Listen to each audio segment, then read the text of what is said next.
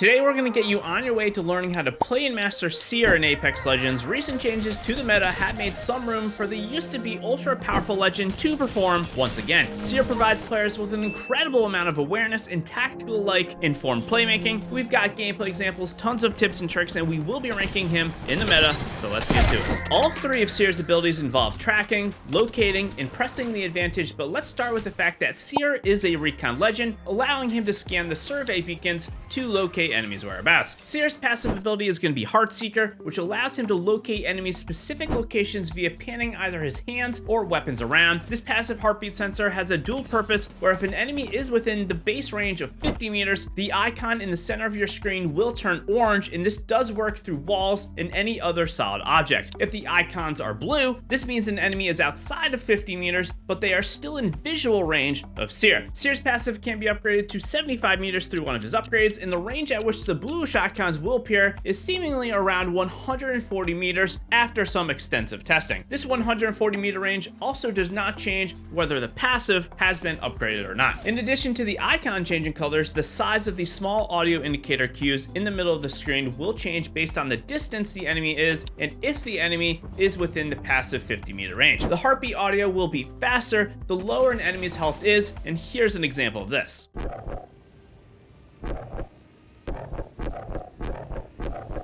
Note that their shield status has no effect on the heartbeat volume or the speed, and this heartbeat indicator will be hard to hear at times during fights, but it can greatly help you determine an enemy's status without even needing to do callouts or use Seer's tactile scan. The rate at which Seer's passive pulses is 1 second per pulse, and you can toggle the passive on and off. There's not a lot of reasons to deactivate the passive, so I generally do not recommend you do this, but a tip or scenario that you can be using is that if you are trying to play more stealthy and someone is walking up to you, in this situation, turning the passive off can be a good idea, as the passive does make an audible sound that can be heard by enemies when you are looking around. This is a very small thing that can be pretty impactful if you are trying to get the drop on enemies. The cone at which the passive will track enemies is about 50 to 60 degrees from Seer, and Seer's passive actually does show up on the map, which will change colors as well, which is a nice detail to utilize if you are trying to figure out a more detailed look as to where the enemy might be, if they are inside buildings or around terrain.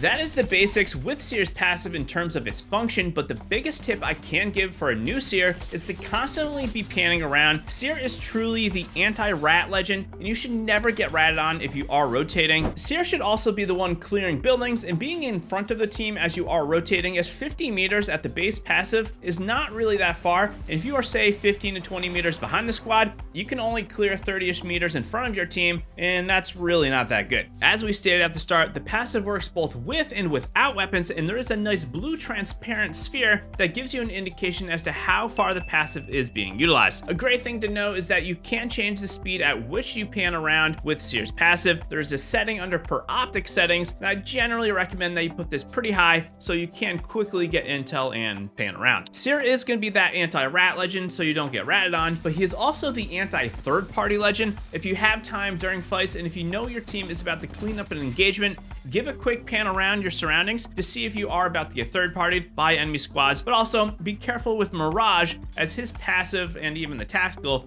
does pick up decoys. Before we go over Seer's tactical scan, let's quickly talk about why you would even want to use the ambush artist, especially against the likes of other recon legends like Crypto, Vantage, and Bloodhound. These other legends all have recon capabilities, but I would go so far to say that Seer is the most natural information gathering legend in Apex, and the legend who can do it whenever he wants to, making his utilization in a fight a little bit more natural. Rats in ranked are also pretty prevalent, as many players in the gold to diamond ranks try to rat it out to get to the higher placement so they can hit their goals, and having Seer can easily net free KP as he can see where enemies are hiding. In terms of the lore, Seer's kit all revolves around micro drones to scan enemies, and if you want that wizard that is infused with technology and a little bit of a magic feel, Seer is going to be the one for you. Lastly, I will state that Seer does require an extremely active player, as he constantly needs to be on the lookout, so if you want to be busy and very mobile, then Seer is pretty good for this. Be sure to hit the like button if you are enjoying this video, and also comment down below who should I cover next, as I want to create the content you want fun to see. Seer's tactical is focus of attention. This is a cylindrical scan Seer can send out at the same range as his passive ability, 50 or 75 meters. Enemies who are revealed by the scan are slowed or stunned for a half second, get their health bars and location shown for about 2 seconds, and they get silenced for 8 seconds. Silence prevents enemies from using all abilities for the duration of that silence, and we will cover more on this in a little bit. The cooldown of the tactical is a fair 30 seconds, and Seer's upgrades can increase the time enemies are scanned to approximately 4 seconds in total. However, I find the extra range from the passive and thus the tactical range as well to be the better upgrade. There's a few really important things to know about using this tactical. One is that you should mostly never miss enemies when you use it. Yes, you can tap the ability to use it instantly, but the majority of the time you should be holding your tactical button for at least a second, wait for your passive to pulse, and then send it out when you have that better intel as to where enemies are. Much like the passive ability, be warned, the tactical can scan mirage clones as well. While I stated I prefer and I think the upgrade of the passive range is better, note that once you get to the end game and if you are in a slower ranked match, this is where the range upgrade matters less because everyone is generally closer together, and thus the passive distance increase does not really matter anymore. So if you are playing ranked, you may want to choose the tactical scan timer rather than the passive range upgrade, but I find I personally would much rather have a more consistent early and mid game with more range for my passive, which say is like 16 minutes of the match, rather than just relying on the better scans for the last 2 to 3 minutes of a game. It's really going to be your preference, and if you are late to the game getting your purple armor or your level 3 upgrade, you should consider using this as your upgrade selection rather than the passive range increase. There's 2 primary ways to use Seer's tactical scan. You can either open an engagement with the scan, revealing enemies' positions to make the smarter entry play, or you can wait to use the scan after your initial engagement. This will depend on your specific engagement, but the way I see it, you can find where the enemies relatively are via your passive, so you don't need the scan to enter a fight unless you are a third-partying team. Being able to deal some damage and then scan enemies has a lot more overall potential. Not only have you already done something, so you aren't wasting the scan on revealing fully healthed enemies, you are silencing enemies for 8 seconds, which for many legends is a big deal. Most of Apex Legends' popular legends are those with movement, and if you can't do the damage and then silence a movement legend like Path, Horizon, or Revenant, you are instantly improving your chances at winning the fight, as the enemy has no escape capabilities with their abilities, which is more than likely what they were planning on doing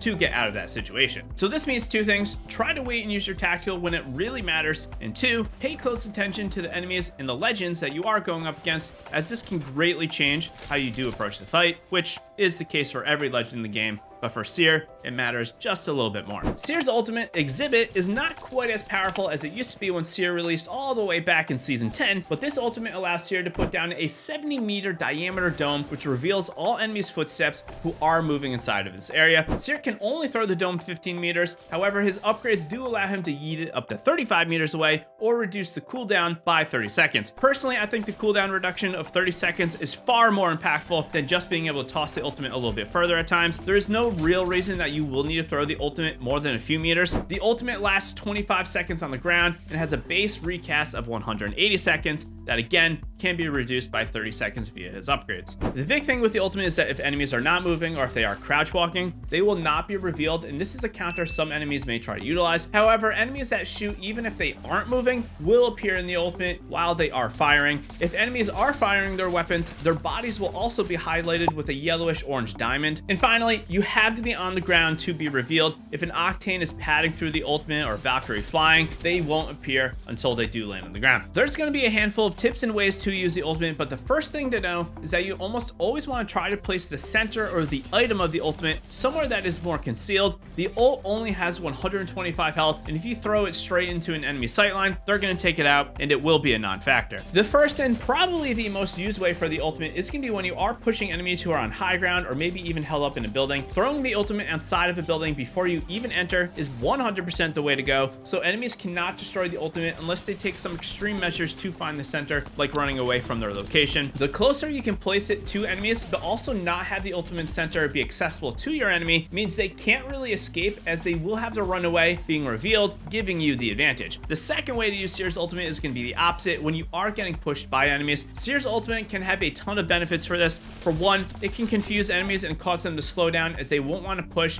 and it will allow them to be easily tracked. This can break teams up if they aren't well coordinated, or if one enemy gets scared and his 2 buddies do not. Second is that if you deploy the ultimate ultimate fairly late and they are already close to you, they again really have no other option than to be tracked or get caught trying to run away. The one thing I notice frequently with the ultimate is that because it's such a massive dome, it can absolutely incentivize third parties, as the dome being down nearly always means two teams are already fully fighting, and this incentivizes good players to capitalize on some free third-party kills. So always be aware of this. Third parties are probably coming more than they already do in Apex. It kind of depends on the player, but I find personally that I can go many matches without using the ultimate till the end game because I'm trying to save it for that right moment. Be very aware of this and don't be afraid to just use the ultimate. Not using your premier ability is going to stun your overall capabilities, and you don't want to die with the ultimate being ready to use. However, saving the ultimate is not necessarily a bad idea, as the third reason you will want to save the ult is going to be for combating third parties. Seers exhibit is just equally an anti-third party tool, as it is a third party attractor. If you clean up a fight and you notice enemies are pushing in or are nearby, dropping the ultimate right after a fight can give you valuable seconds that you will need to heal up or completely negate that third party, as they might back off. If you are worried about never having the ultimate when you really need it and it's preventing you from using Seer's ultimate more frequently, try to always carry at least one ultimate accelerant, as Seer benefits from these more than a lot of the other legends in Apex because of his 3-minute timer. Also, it goes without saying, Seer getting the gold helmet can be a huge deal, as getting the tactical and the ult reduced by 20% is pretty nice, as these are generally longer cooldown abilities when you do compare them to some of the other legends. Weapon combos for Seer I don't really think matter that much, but he does have a little emphasis on the close to mid-range, as his passive primarily works within what I would deem to be the mid-range or the closer side of mid-range and close range. Legend combinations also do not matter that much for Seer, but if you want to pair up Seer with Bangalore, as Bangalore smokes and Seer's tactical scans still have some power to reveal enemies from the outside of that Bangalore smoke highlight range. Bloodhound is also worth a mention, since Blood can open with a wider net of scan, and then Seer can follow this up with a more specific scan and to reveal enemies' health bars. However, I personally would rather pair Seer up with an assault legend, a rotational or movement legend, and of course a support legend, so my squad is a little bit more versatile and balanced. As for Seer's ranking in the meta of Apex Legends, frankly, he has had nothing but nerfs since his Season 10 release over 3 years ago. However, the changes to other scanners in the overall game absolutely have given him a little room to shine in ranked Apex. I don't think Seer is needed or really that viable in pubs, but if you are playing ranked, I think Seer is somewhere around a top 10 to top 15 legend, putting Seer somewhere directly in the middle of the pack for a competitive scenario. In terms of power in the larger game, if you are looking at both pubs and ranked, I have Seer somewhere around 15 to 20th, which does put him a little bit on the lower side of all of the legends. Instantly improve in Apex Legends by checking out this video on screen, hit that like button, and as always,